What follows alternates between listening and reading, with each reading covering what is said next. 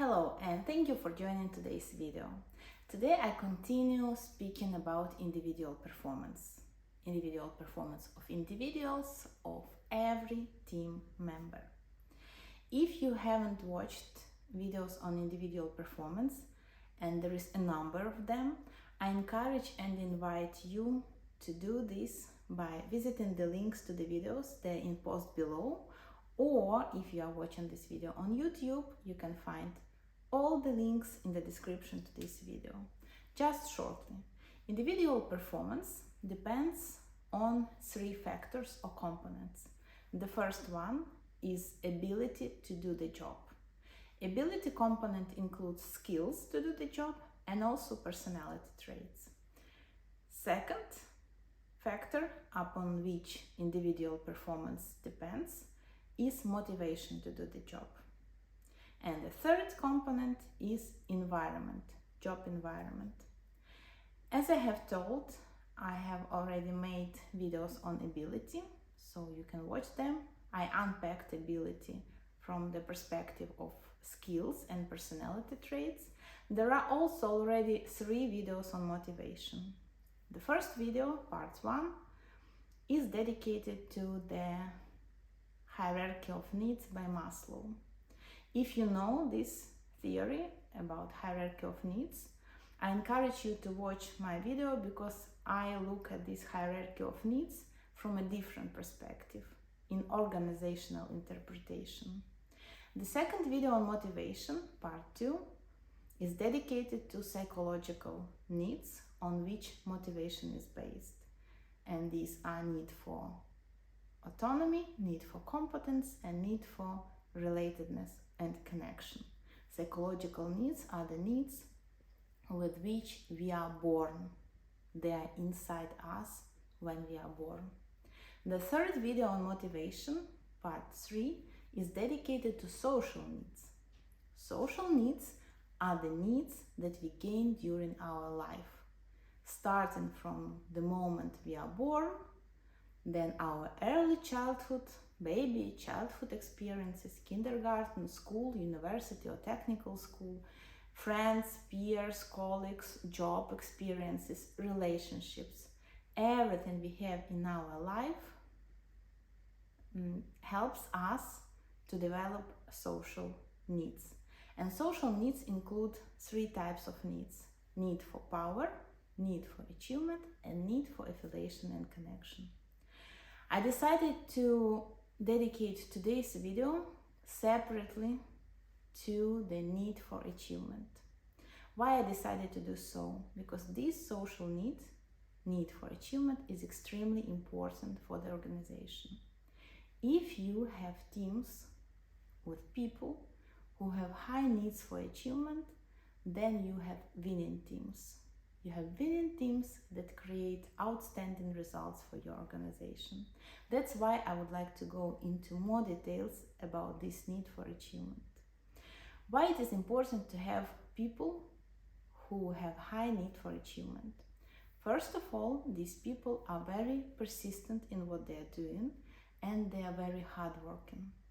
They want to achieve their goal, and they stay with the task, with the project for a longer time without tiredness, because they have this need to achieve. Also, these people, when they face challenges, they do not become passive, they do not give up, but they take and make efforts to overcome those challenges.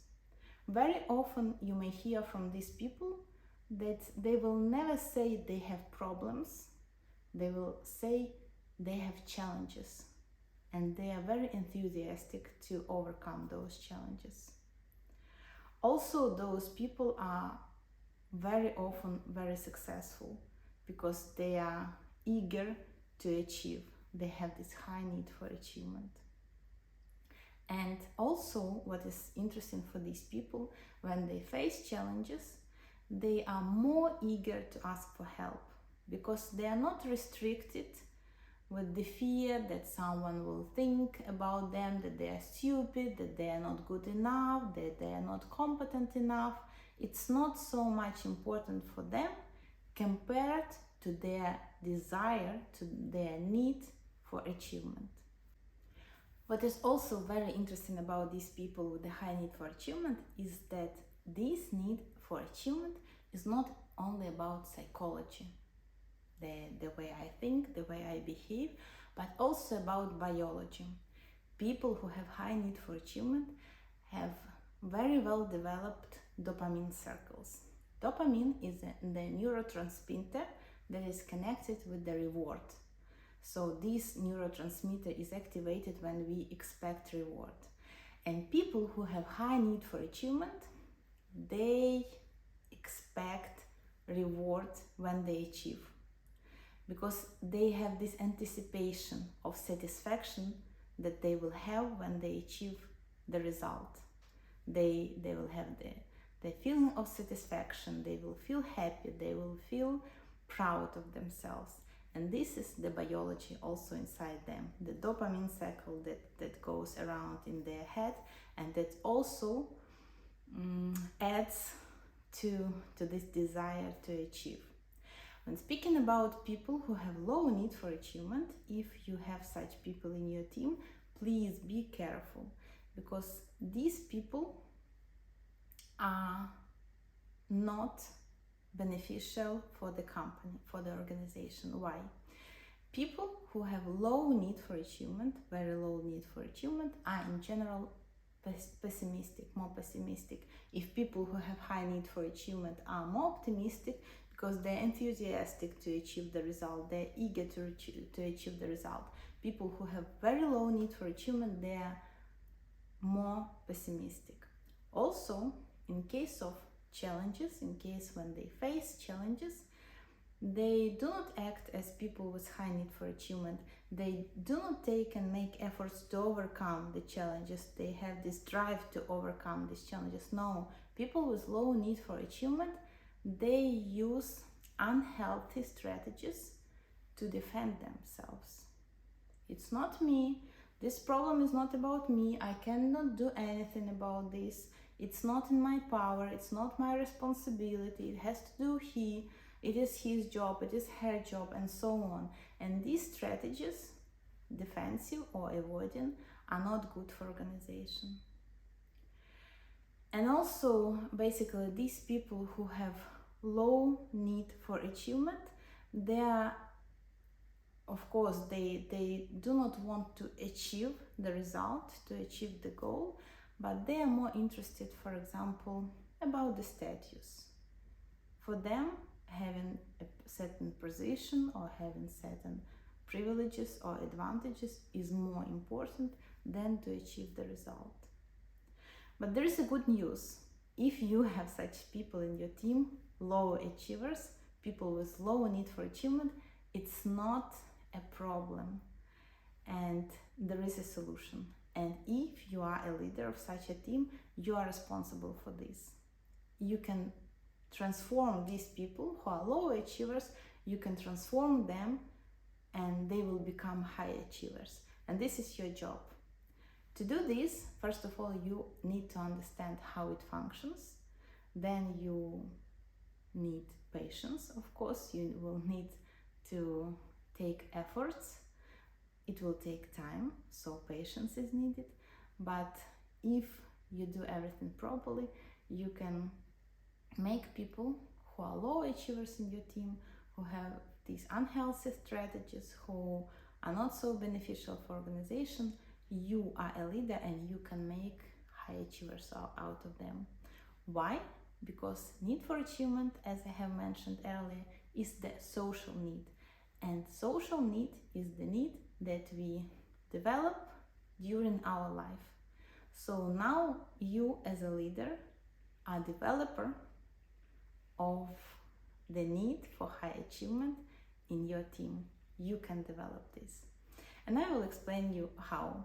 But before we are going to more details on how to do this, I would like to mention one important thing is that when you have high achievers in your team, also be careful and try to analyze what is about this achievement.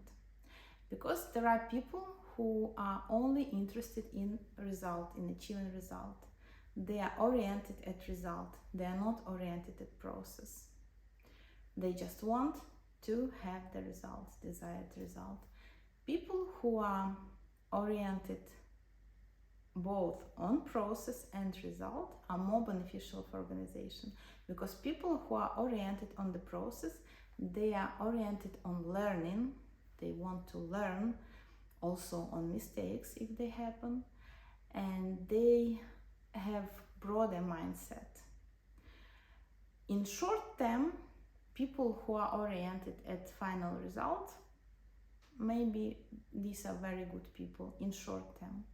But in long term, and when speaking about organization, long term is much more important. In long term, people who are oriented at result only are not so beneficial for the company.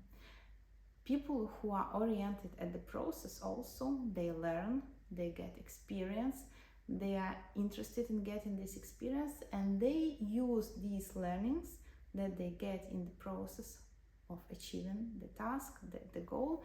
They use these learnings for future tasks, for future projects, for future goals. And this is important for organization, because these people use time and resources effectively. They learn and then they use. People who are oriented only at result, they want to achieve result, they maybe not learn, and then they need to start maybe the same even process from the very beginning. So be careful and try to see which people you have in your team. And again, if you have people who are oriented more at result than a process, it's possible to transform their mindsets. And you as a leader are responsible for this. You are the person who can help them. And one more important thing that you need to know about people who have high need for achievement. Normally, these people also have high need for autonomy, which means that when you set tasks or goals for such people, they will become demotivated. That is why it is very important when you set tasks or goals, you do it together with your team members, with your high achievers, or they may do this for themselves. And believe me, sometimes the goals that they will set for themselves might be higher than you are going to set them. But what is important here is that they set those goals. Even higher goals, they will be more motivated to achieve higher goals that they set for themselves than the goals, even not so high, not so demanding, but which were set by you as a leader. So that's very important. Be sure and be careful to satisfy this need for autonomy with such people who have high need for achievement. Also, these people have high need for control, which means that they want to have control over what they do. So try to empower them as much as possible. Try to make them as much as possible responsible for what they are doing. Again, they will be much more demanding, believe me, they will be much more demanding towards themselves if they feel that they have control, if they feel that they are empowered, than in case when you dictate or when you have this parachuting type of management with your team members. And now we have come to the point when we will speak about how to have high achievers in your team. If you have already high achievers in your team, how to maintain their spirit, how to maintain their motivation, and if you have low achievers in your team, how to transform them into high achievers. Basically, it is not very complicated. What you need to have in mind is that the need for achievement depends on two factors. I have high need for achievement when I have high desire to achieve, and low desire to avoid failure. One more time. I am highly motivated to achieve. If I have high desire to achieve, I want to achieve something, and I have low desire to avoid failure. I want to achieve and I am not afraid of failure. So these two components. And then each of these components also has sub-components. Maybe it may sound complicated now, but once you reflect, once you process this in your mind, it will become very easy for you. So the first component, high desire to achieve. It consists of 3 parts. The first part is my motivation to achieve, that I already have in myself. As I told, there are already people who have high need for achievement and who have low need for achievement based on their experiences. This is what you already have.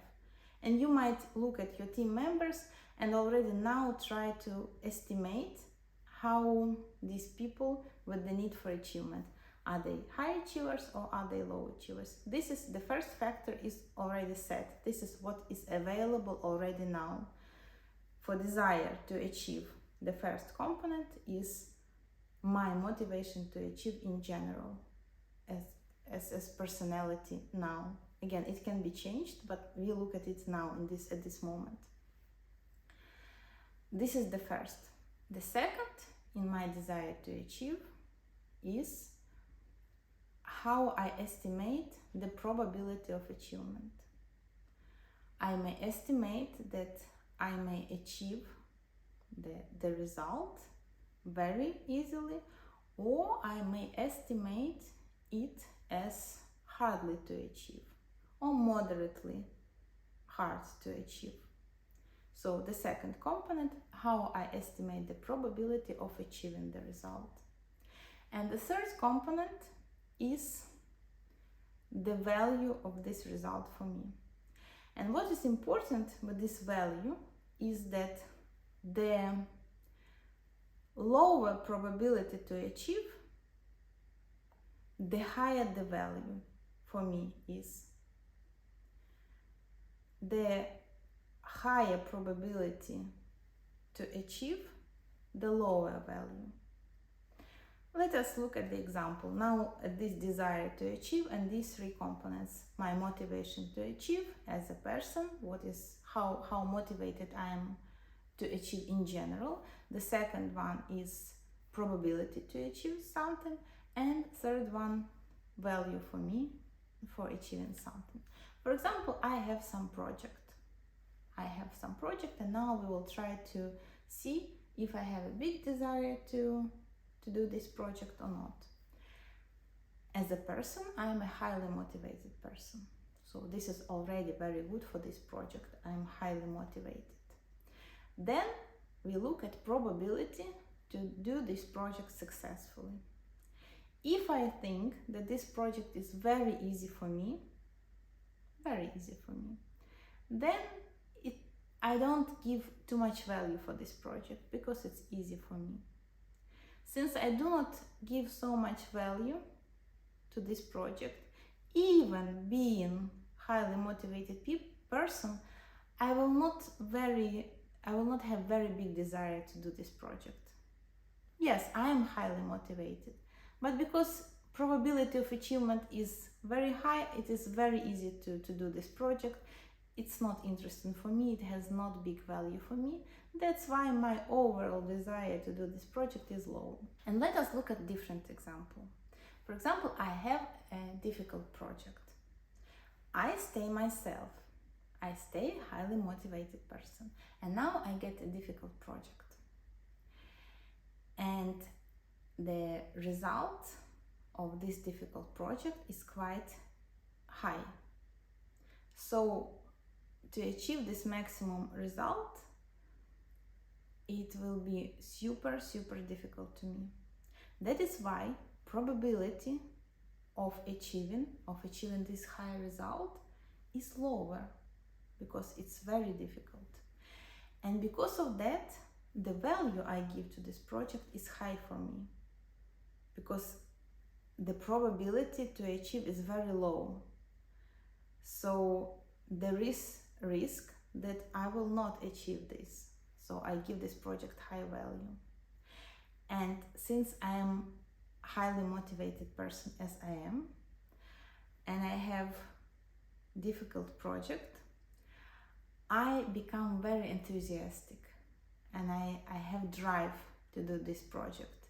My desire to do this project, to achieve, is very high. And also another example, if I get too difficult project and probability to get the result needed is 0,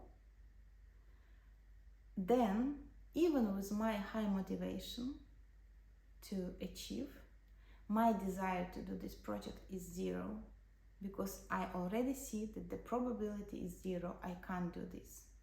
This is how it functions with the desire to achieve. So that's the first component, my motivation to achieve, me as a person. Then the probability, how I estimate the probability of achieving the result, and the value I give to the project, to the task. This is why very important to have this moderately difficult tasks. When I have medium probability of achievement and I give medium value to the task or to the goal. Me being as highly motivated person with medium difficulty task, I have the biggest desire to do this task. That is why it is important to have this medium difficulty tasks. And again, when speaking about these medium difficulty tasks, be sure that this is also a perception. It's based on perception.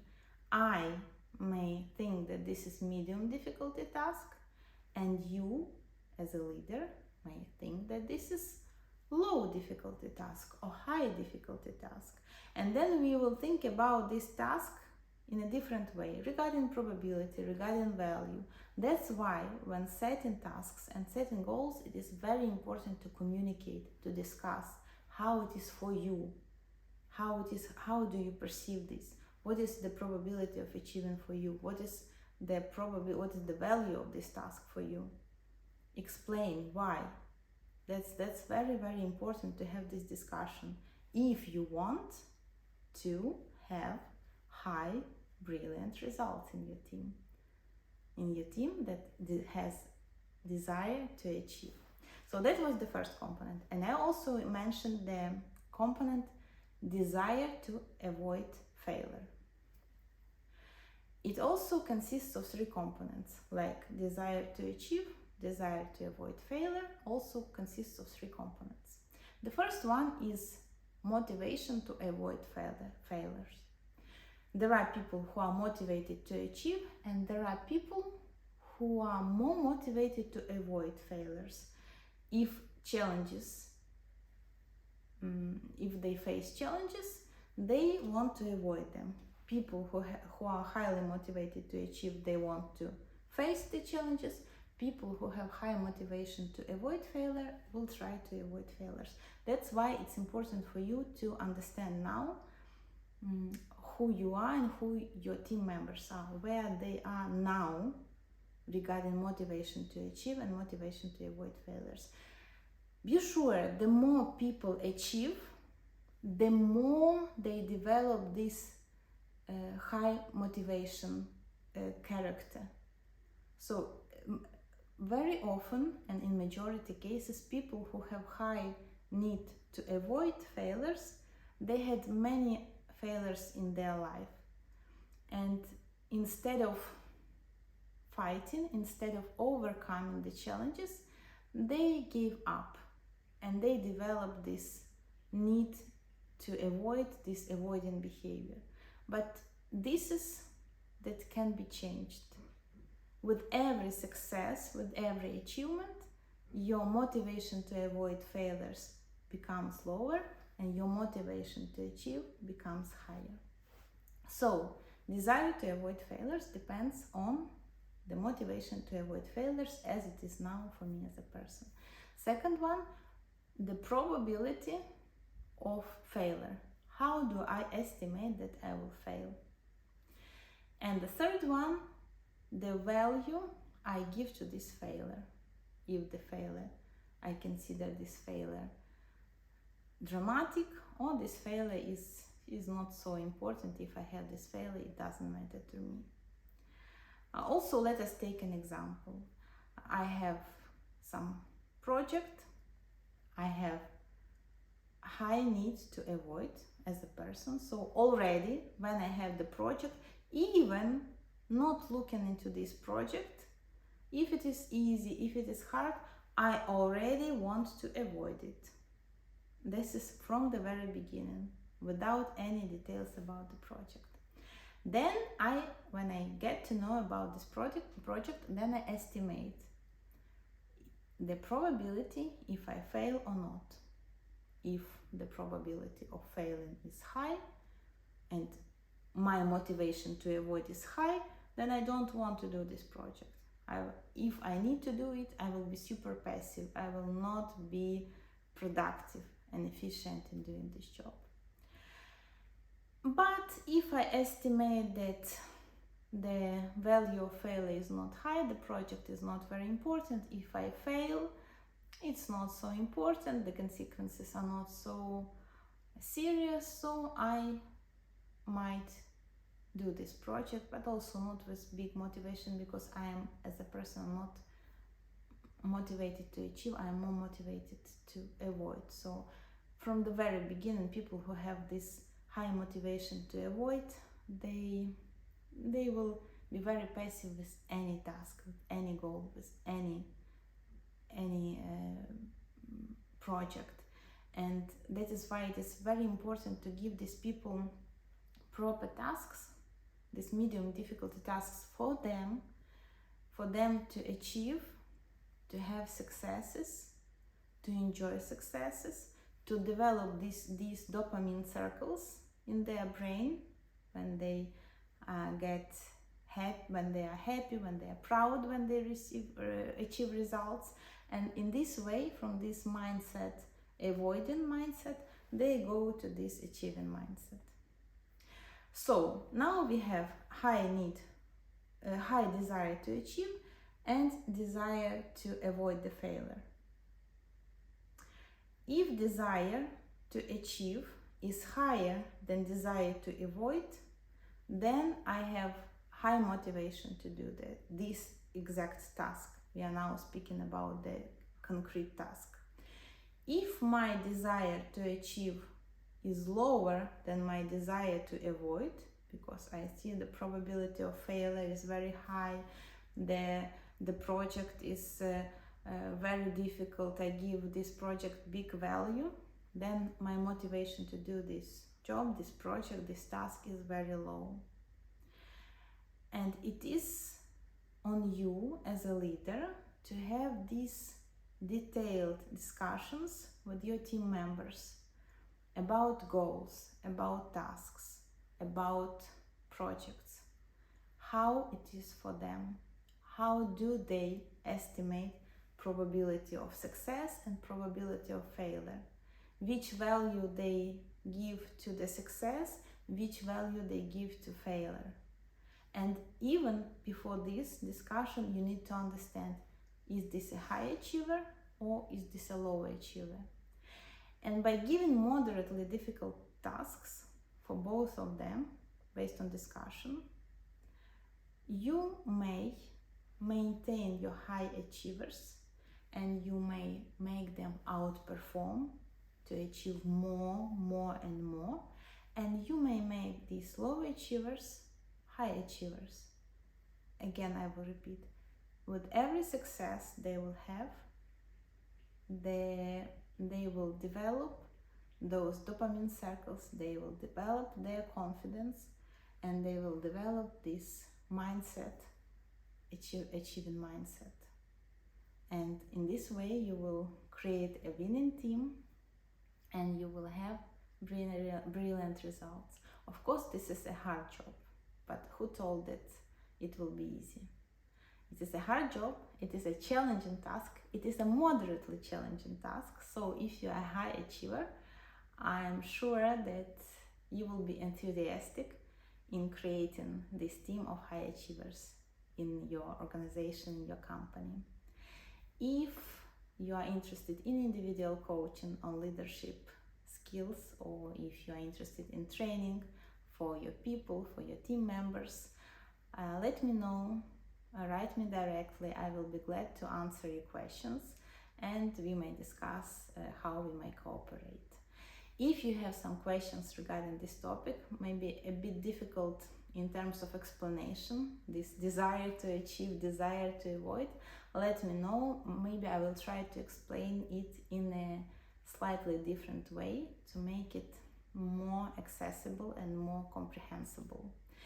If you want to achieve videos on time, feel free to subscribe to the newsletter either below on the web page, or if you are watching on YouTube, you have a link to my web in the description to the video. You may go to the web, and on the bottom of each page you have a subscription form, so you may subscribe. In case of any questions regarding this topic of individual performance, of motivation, feel free to contact me. Hope it all makes sense to you, and hope it is all useful and practical for you. Thank you, and see you in the next video.